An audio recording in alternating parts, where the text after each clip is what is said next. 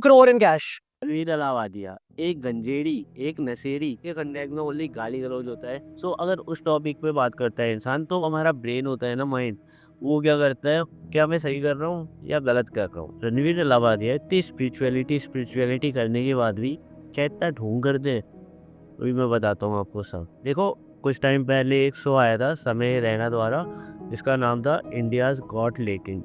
उसमें मतलब वैसे ही शायद कॉमेडी वगैरह होती है, बिकॉज मैंने कभी वो शो देखा नहीं है, बट मैंने सुना है उसके बारे में कि कॉमेडी वगैरह होती है, डांस जोक्स वगैरह होते हैं और फालतू चीज़ें होती है उसमें, मतलब ऐसी चीज़ें जो एकदम सेंसलेस चीज़ें होती है।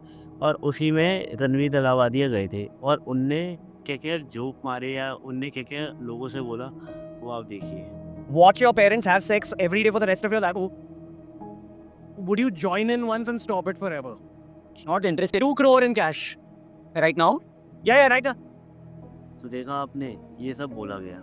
एंड रणवीर अलावादिया को अब बहुत सारे लोग ट्रोल कर रहे हैं कि वो रणवीर अलावादिया इतना स्पिरिचुअलिटी करते हैं और अब वो ऐसी चीज़ें बोल रहे हैं। उनने उनके दिमाग में मतलब ऐसी चीज़ें चलती है और वो स्पिरिचुअलिटी को इनकरेज करते हैं, वो मेडिटेशन को इनकरेज करते हैं, वो योग को इनकरेज करते हैं। देन मैं आपको बताता हूँ रणवीर अलावादिया के साथ क्या क्या हो सकता है। It's my personal perceptions. मैं किसी को ना ही हेट दे रहा हूँ, ना ही किसी को फुल सपोर्ट दे रहा हूँ, जिसमें आपको अपना परसेप्शन शेयर कर रहा हूँ जो मैं समझता हूँ इससे। तो बताता हूँ। देखो, जिस शो में रणवीर अलावादिया गए थे, उस शो का मतलब कोई कंटेक्स ही नहीं है। मतलब उस शो में ऐसा ही है कि हंसना है, हंसना है, हंसना है, और वो भी ऐसे नहीं कि कुछ अच्छी ह्यूमर पे हंसे। उन्हें बैड जोक्स करके हंसना है, उन्हें गंदी बातें करके हंसना है, उन्हें मतलब नॉनसेंस टॉक करके हंसना है।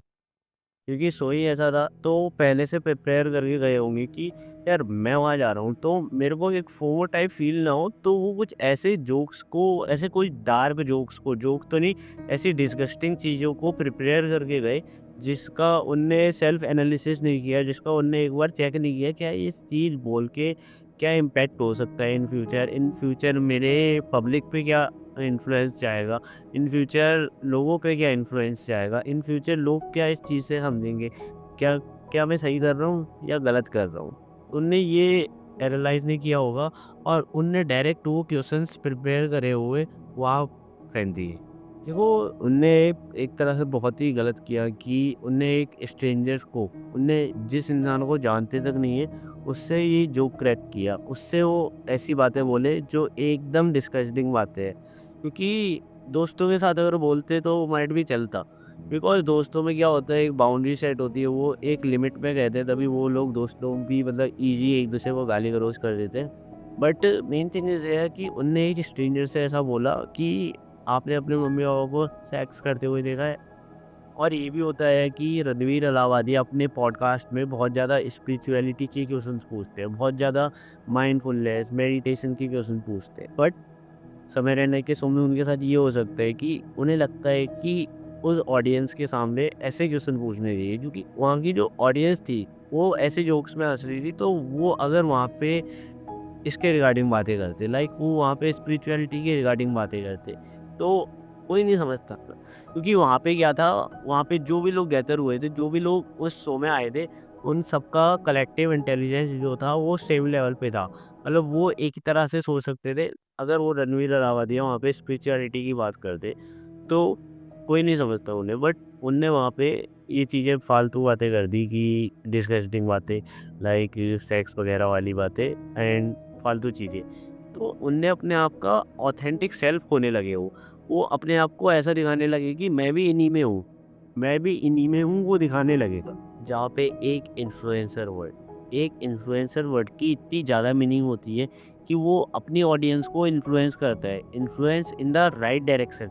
मानता हूँ बहुत सारे बुरे इन्फ्लुएंसर्स भी आते हैं जो रजनीगंधा और मतलब बहुत बुरी चीज़ों का ऐड करते हैं, बहुत बुरी चीज़ के लिए लोगों को इन्फ्लुएंस करते हैं। But main thing is here, बहुत सारे अच्छे इन्फ्लुएंसर्स भी हैं, जो पब्लिक को इन अ राइट डायरेक्शन इंस्पायर करते हैं, उन्हें एक अच्छी डायरेक्शन में इन्फ्लुएंस करते हैं। वहाँ पे उन्होंने ये नहीं समझा कि उनके इस वर्ड को कितने लाखों करोड़ों लोग सुनेंगे और उन करोड़ों लोगों पे क्या इम्पैक्ट जाएगा, उनकी मेंटलिटी में क्या इम्पैक्ट जाएगा। और एक और चीज़, जब इंसान किसी भी मीनिंगफुल डिस्कशन में होता है या कोई मीनिंगफुल कन्वर्सेशन में होता है, वो कुछ ऐसा टॉपिक, कुछ ऐसी चीज़ डिस्कस कर रहा होता है जो मीनिंगफुल है, जिसकी कुछ ना कुछ मीनिंग है, जो कुछ ना कुछ लाइफ में ऐड करती है वैल्यू। सो अगर उस टॉपिक पे बात करता है इंसान, तो उसकी जो कॉन्शियसनेस है वो अपने आप बढ़ने लगती है, वो अपने आप अवेयर हो जाता है उस चीज़ के लिए। तो वो जो भी बोल रहा होता है वो 100% या 99% उसके माइंड में चल रहा होता है और वो पूरा कॉन्शियस होके बोलता है। और यहीं पे अगर कोई फ़नी कन्वर्सेशन चल रही होती है, कुछ ज़्यादा मज़ाक चल रहा होता है, कुछ ऐसी कॉमेडी चल रही होती है, तो जो हमारा ब्रेन होता है ना, माइंड, वो क्या करता है, वो ऐसा सिग्नल देता है कि फ्री हो जा, मतलब कुछ खतरा नहीं है, तो वो फ्री मोड में जाने लगता है। मतलब आपकी डिसीजन मेकिंग पावर कम हो जाती है, आपका सेल्फ कंट्रोल अपने दिमाग से कम हो जाता है और आपकी जो लॉजिकल थिंकिंग है वो भी कम होने लगती है और आपका सोचने समझने की क्षमता ख़त्म ही होने लगती है। तो आप सोच नहीं पाते कि आपको करना क्या है। आप उस टाइम पे क्या करते हो पता है? आप सिर्फ़ अपने इमोशन से वर्क करने लगते हो, लाइक उस टाइम आपका लॉजिक डाउन चले जाता है एंड आपके इमोशंस अप चले जाते हैं।